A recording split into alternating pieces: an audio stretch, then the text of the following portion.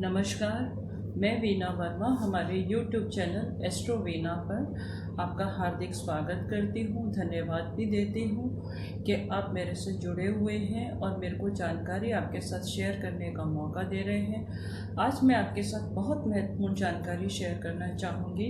वो जो जानकारी है वो सभी के जीवन में बहुत अहम है।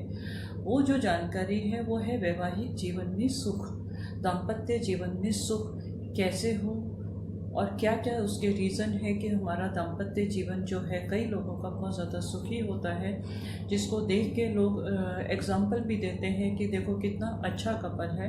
और कई बार ऐसा होता है कि जिनको देख के ही परेशानी हो जाती है, सुबह से घर में झगड़े शुरू हो जाते हैं और टेंशन शुरू हो जाती है, कभी विचार आपस में नहीं मिलते। तो आज सबसे पहले हम जानकारी शेयर करना चाहूँगी कि दाम्पत्य जीवन में सुख देने वाली कौन कौन सी अवस्थाएँ होती हैं जिसके कारण लोगों का दाम्पत्य जीवन जो है बहुत ज़्यादा सुखी रहता है, बहुत ज़्यादा खुश रहता है और ऐसा लगता है कि they are made for each other, एक दूसरे के लिए बने हुए हैं, एक दूसरे का पूर्ण सहयोग देते हैं। और जब ये एक दूसरे का पूर्ण सहयोग देते हैं तो इनका जीवन जो है काफ़ी आगे बढ़ता चला जाता है, खुशियाँ इनके रास्ते में आती हैं, दिनों दिन तरक्की करते चले जाते हैं और जो भी ये हासिल करना चाहते हैं वो कर लेते हैं। तो वो क्या जन्म पत्री में ऐसी कौन सी चीज़ें हैं जिनसे पता चलता है कि इनका दाम्पत्य जीवन सुखी होगा। तो मैरिज चाहे लव हो या अरेंज हो, मैरिज दो तरह की होती है, एक लव होती है, एक अरेंज होती है। लव मैरिज जो होती है मतलब कभी कभी ऐसा होता है कि हम एक दूसरे से अट्रैक्शन होता है, अट्रैक्शन होने के बाद इंसान समाज की परवाह किए बिना शादी कर लेता है और कोई भी बोल्ड स्टेप ले लेता है और उसमें अफेक्शन शादी से पहले इतना ज़्यादा होता है कि लोग सोचते हैं कि हम एक दूसरे के लिए बने हैं, एक दूसरे के साथ पूरा कॉम्प्रोमाइज़ करेंगे। पर धीरे धीरे जो है परिस्थितियाँ चेंज होनी शुरू हो जाती हैं। वो जो परिस्थितियाँ चेंज होती हैं और वो स्टार्टिंग में तो बहुत अच्छा लगता है, एक दूसरे के लिए सब कुछ करते हैं, पर जैसे जैसे दिनों दिन ज़रूरतें बढ़ती चली जाती हैं तो परेशानियों सामना करना पड़ता है और लोग इनके बीच में तनाव पैदा हो जाता है। तनाव पैदा होने के बाद आर्ग्यूमेंट भी होते हैं और एक दूसरे के ऊपर ब्लेम भी करना शुरू कर देते हैं। इसमें भी कई बहुत सारे रीज़न होते हैं। मैरिज चाहे अरेंज हो या लव हो, दोनों में तालमेल और सामंजस्य होना बहुत ज़रूरी है। आज हम कुंडली के हिसाब से देखेंगे कि ऐसे कौन से प्लैनेट्स हैं जिनकी वजह से जो इन दोनों की कंपेटिबिलिटी बहुत अच्छी होती है, तालमेल बहुत अच्छा होता है और एक दूसरे को पूर्ण सहयोग देते हैं। तो सबसे पहले हम जो देखेंगे, लग्नेश की स्थिति जो होती है वो बहुत मजबूत होनी चाहिए। लग्नेश की स्थिति अगर मजबूत है तो उसके अंदर सोचने समझने की शक्ति बहुत होगी और सोचने समझने की शक्ति बहुत अच्छी है तो पक्की बात है कि वो हर स्थिति में मैच्योरिटी से डिसीजन ले लेगा। और उसके साथ साथ उसका जो सप्तमेश है, जीवन साथी का जो लॉर्ड है, वो अगर शुभ घरों में बैठा हुआ है तो पक्की बात है कि इनके बीच में तालमेल जो है, सामंजस्य बहुत अच्छा होगा।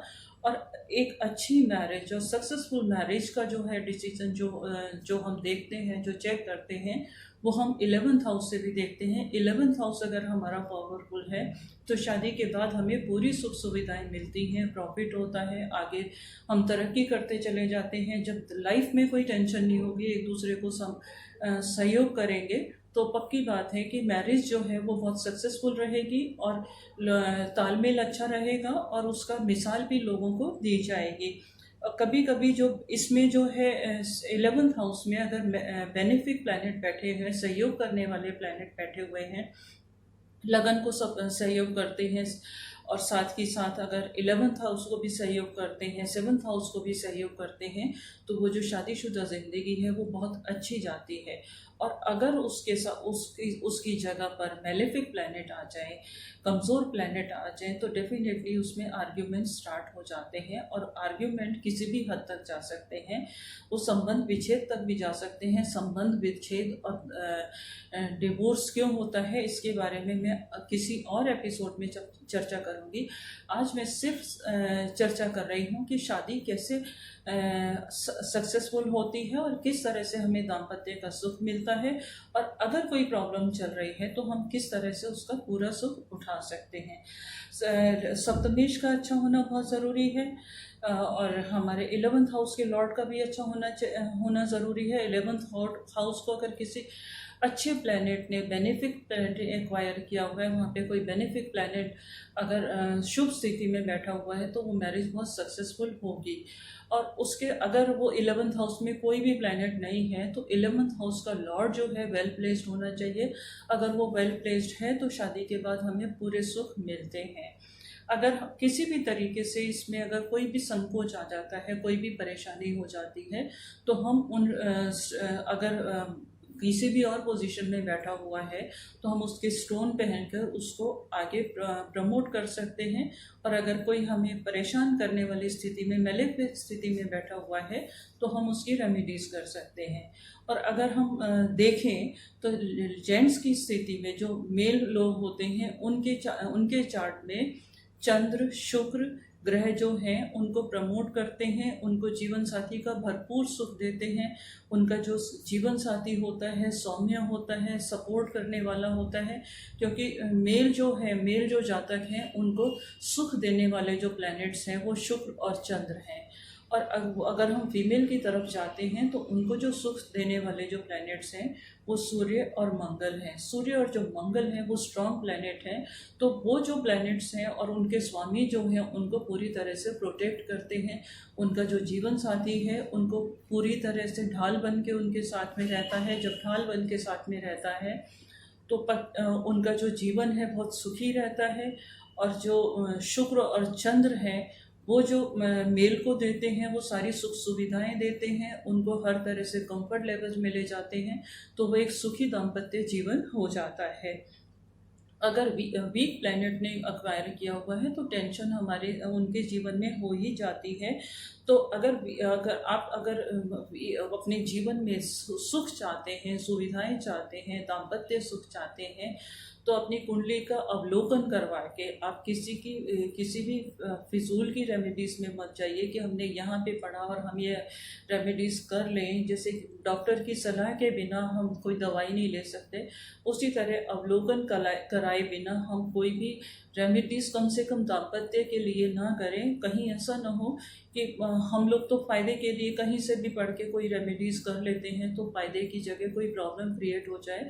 तो उससे अच्छा यही है कि आप सलाह ले लें, सलाह लेके इस चीज़ से निकलने की कोशिश करें और एक सुखी जीवन बिताएं। यही मेरे से आपसे सलाह है। और अगर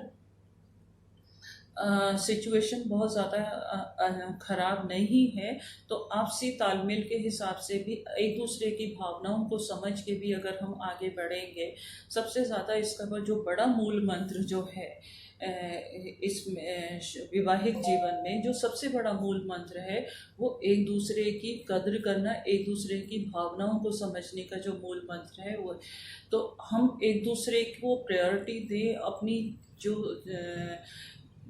आइडियाज़ हैं दूसरे के ऊपर अगर हम ज़बरदस्ती हावी नहीं करेंगे, दूसरों को भी सम्मान देंगे। अपना सम्मान हमें तभी मिलेगा जब हम दूसरे को सम्मान देंगे, तो हमारा जीवन सुखमय हो ही जाएगा।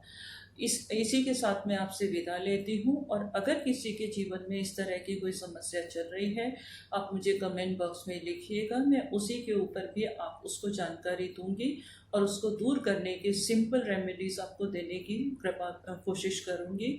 और सुखी दाम्पत्य के लिए हम अगर लेडीज़ जो हैं वो हनुमान जी की आराधना कर सकती हैं, और जो जेंट्स हैं वो शिव जी को जलाभिषेक करें तो उनका दाम्पत्य अच्छा हो सकता है, सुखी हो सकता है। ये सिंपल रेमेडीज़ जो हैं ये कोई भी कर सकता है, इसमें कोई बाउंडेशन नहीं है, इससे कोई नुकसान नहीं है। ये एक छोटी सी रेमेडी है जो कि इजीली हो भी जाती है और इसको करने से लोगों को लाभ मिलेंगे ही मिलेंगे। पर स्टोन वगैरह किसी से भी पूछ के पहने जाएं तो ज़्यादा अच्छा है। इसके साथ ही मैं आज आपसे विदा लेती हूँ। और इससे जुड़ा हुआ आपके दिमाग में कोई सवाल है तो मुझे बेझिझक आप कमेंट बॉक्स में लिखिए, आप मुझे मेल कीजिए, मुझे व्हाट्सएप कीजिए। मैं जवाब देने की पूरी कोशिश करूँगी। और मैं चाहती हूँ कि सभी का दाम्पत्य जीवन जो है बहुत सुखी हो। जब घर में हार्मनी अच्छी होगी तो व्यवसाय भी अच्छा होगा, व्यवसाय अच्छा होगा तो हमारे आमदनी के साधन भी अच्छे होंगे, और जो हमारी जो संतान है वो भी अच्छे संस्कार लेके आगे बढ़ेगी।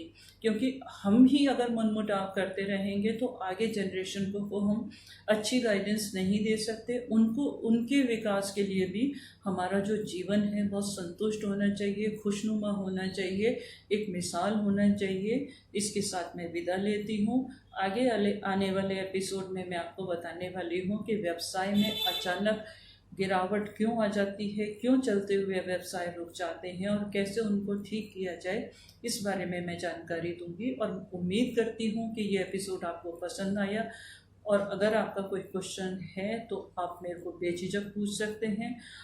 और कोई और ये जानकारी आगे स्प्रेड करने के लिए आप लोगों के साथ शेयर कीजिए, जिससे कि उनका भी जीवन सुखी हो। धन्यवाद।